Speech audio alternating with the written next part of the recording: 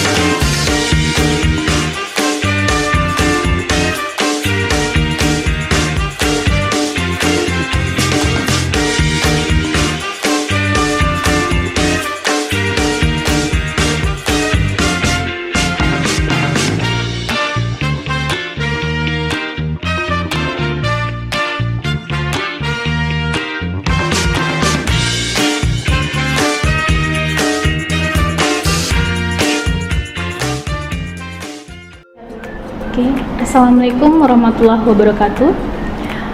Baiklah adik-adik semua, sekarang kita melanjutkan tentang materi selanjutnya, yaitu berhubungan dengan evaluasi training. Nah, evaluasi training ini sebaiknya sudah dipertimbangkan dari awal training, sebagaimana melakukan asesmen dan desain yang akan kita lakukan nanti. Tentu pikirkan pula bagaimana Anda akan mengukur apakah tujuan training tercapai atau tidak. Nah, ada 3 alasan mengapa evaluasi pelatihan ini perlu kita lakukan. Nah, yang pertama, untuk meningkatkan atau mengembangkan program training selanjutnya. Nah, ini berhubungan dengan training berkelanjutan. Nah, yang kedua, itu sebagai landasan atau pertimbangan apakah program training tersebut dapat dilanjutkan atau malah dihentikan. Nah, yang terakhir, yaitu yang ketiga, menyesuaikan antara keberadaan training dengan budget yang tersedia. Nah, ada 4 level evaluasi pelatihan menurut Kirkpatrick tahun 2007. Nah, itu level yang pertama yaitu reaction. Nah, ini berhubungan dengan satisfaction. Nah, ini metode yang nanti kita gunakan, bisa survei, bisa observasi, bisa juga focus group. Nah, kemudian level yang kedua adalah learning. Nah, learning ini tentu kita lihat adalah pembelajarannya seperti apa. Nah, ini metode yang digunakan nanti bisa self assessment, bisa tes, bisa case studies, bisa assignment, bisa juga demonstrasi. Nah, selanjutnya yang ketiga yaitu behavior. Nah, behavior ini bisa kita lihat dari usage-nya nanti seperti apa.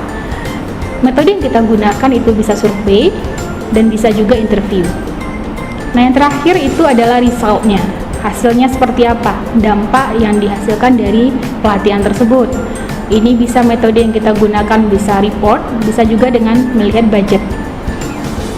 Oke, kita lebih rinci lagi bahas tentang 4 level dari evaluasi tadi. Yang pertama itu reaction. Nah, evaluasi pada level ini mengukur bagaimana reaksi partisipan di dalam training terhadap training yang mereka ikuti. Nah, reaksi ini pengukurannya biasanya disebut sebagai customer satisfaction, yaitu tingkat kepuasan peserta terhadap program pelatihan yang diselenggarakan. Nah, ini bisa kita lihat dari apakah sesuai dengan bidang tugasnya atau cocok tidak isi program dengan harapan, atau cara training mengajar apakah sudah bagus, dan lain sebagainya. Nah, tujuan dari reaksi ini yaitu untuk memperbaiki atas program tersebut. Apabila reaksi peserta positif, belum tentu menjamin pembelajaran akan baik. Namun, apabila reaksi mereka negatif, hampir dapat dipastikan akan mengurangi kemungkinan pembelajaran akan terjadi. Nah, ini ada panduan untuk mengevaluasi level reaction ini. Yang pertama, bisa kita tentukan apa yang ingin diketahui dulu. Kemudian yang kedua, tentukan desain form yang digunakan. Yang ketiga, dorong peserta memberi respon atau saran. Nah, yang keempat, dapatkan 100% respon peserta dengan segera. Yang kelima, dapatkan responnya secara jujur. Ya, tentu kita pengennya respon yang diberikan itu respon yang jujur apa adanya. Yang keenam, buatlah standar penilaiannya. Nah, yang ketujuh, bandingkan hasil respon dengan standar yang telah dibuat tadi. Nah, yang terakhir, yang kedelapan, yaitu sampaikan hasilnya pada pihak yang terkait. Nah, ini bisa dilihat yaitu contoh instrumen level reaction ini, ya. Ada gambar 1, ini ada gambar 2, bisa dibaca. Nah, kita lanjut dengan level yang kedua, yaitu learning. Nah, evaluasi ini dilakukan dengan tujuan utama yaitu mengukur seberapa jauh perubahan kompetensi para peserta setelah training atau pelatihan itu berakhir. 3 hal yang biasa dilakukan trainer adalah mengajarkan tentang knowledge, skill, dan attitude. Ada 3 hal dasar yang menjadi pertanyaan dalam evaluasi level learning ini. Nah, yang pertama itu, apakah ada pengetahuan yang telah terjadi? Yang kedua, apakah keterampilan berkembang atau meningkat? Nah, yang ketiga, apakah ada perubahan sikapnya?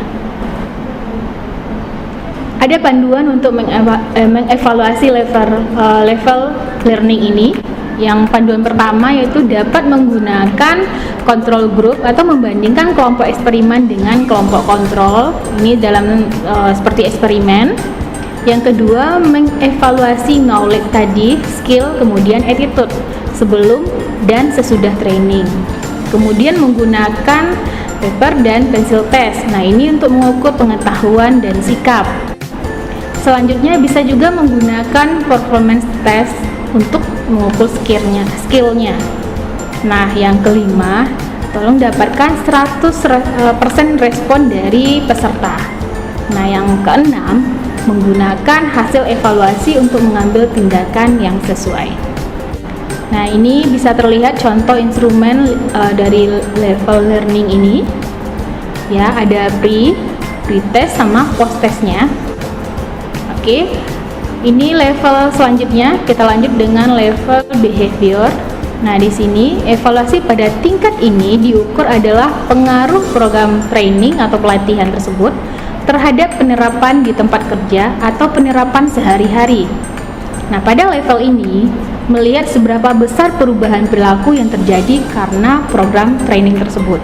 Nah, proses evaluasi ini lebih kompleks dan seringkali lebih sulit dilakukan. Ada panduan dalam level behavior ini. Yang pertama itu dapat menggunakan kelompok kontrol. Nah, seperti tadi ini berarti dalam eksperimen. Kemudian sediakan waktu atau rentang waktu terjadinya perubahan perilaku. Nah, yang ketiga, dapat mengevaluasi sebelum dan setelah program training. Yang keempat, bisa survei, bisa juga interview atau satu atau lebih. Nah, di sini bisa yang melakukan itu trainee-nya, bisa atasan langsung, bisa bawahan, bisa juga orang lain yang dapat mengobservasi perilaku mereka.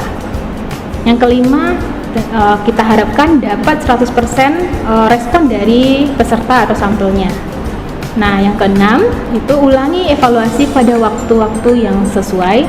Dan yang terakhir, tentu perlu kita pertimbangkan biaya versus manfaatnya. Biayanya seperti apa, kemudian manfaatnya apakah lebih banyak kita dapatkan. Nah, ini ada contoh dari instrumen level behavior. Nah, bisa terlihat ya, ini gambar 4. Ya. Kemudian yang terakhir yaitu result. Nah, evaluasi ini dilakukan dengan tujuan untuk mengukur seberapa jauh peningkatan produktivitas yang dicapai pekerja serta unit kerja setelah mengikuti program pelatihan tersebut. Nah, di sini merupakan tantangan bagi peserta training yang profesional. Orang akan bertanya hasil nyata yang terlihat dari training tersebut. Apakah terjadi penurunan tingkat turnover? Apakah produktivitasnya naik, profitnya meningkat, jumlah kecelakaannya berkurang, atau jumlah siswa yang tawuran misalnya berkurang, dan contoh yang lainnya. Nah, ini ada panduan dalam level result ini. Panduan yang pertama itu dapat menggunakan kelompok kontrol. Nah, seperti yang tadi ya, ada seperti eksperimen, ada kelompok kontrol, ada kelompok eksperimen. Nanti kita bandingkan hasilnya. Nah, kemudian panduan yang kedua itu memberikan waktu agar hasil didapatkan bisa dicapai. Nah, panduan yang ketiga itu dapat menggunakan pengukuran sebelum dan sesudah program. Yang keempat, bisa mengulangi pengukuran pada waktu yang tepat. Nah, yang terakhir, yang kelima itu mempertimbangkan biayanya dan manfaatnya juga. Ini ada contoh dari instrumen level result yang bisa terlihat dari gambar 6 dan juga gambar 7. Ya, mungkin itu saja materi kita hari ini. Itu saja. Assalamualaikum warahmatullahi wabarakatuh.